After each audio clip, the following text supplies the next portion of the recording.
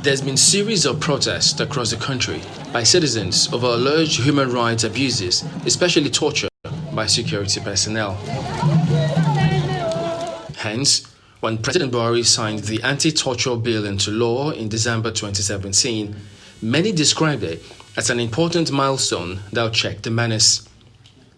2 years after, the National Human Rights Commission says cases of alleged torture by law enforcement personnel have not reduced. For instance, the Commission says at least 100 cases of human rights violation, including torture, were recorded between March 30th and April 13th, 2020.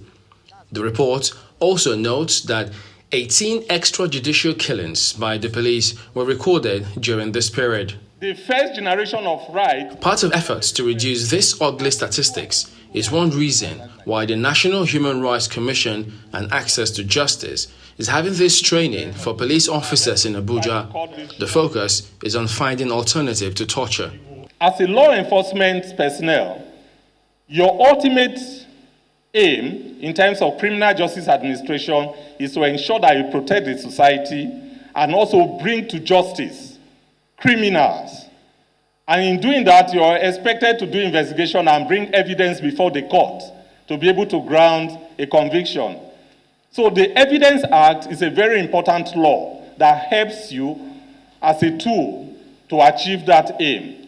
In 2017, the president signed into law the Anti-Torture Act.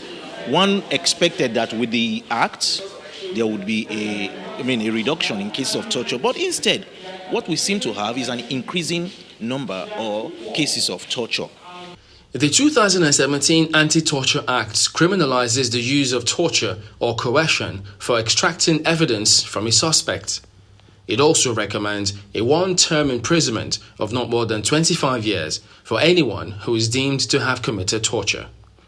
But these provisions alone may not be enough to solve the problem. Government must make provisions in terms of funding, in terms of training for law enforcement agencies, for alternative investigative approaches. But then, there is no way we can ever justify the use of torture.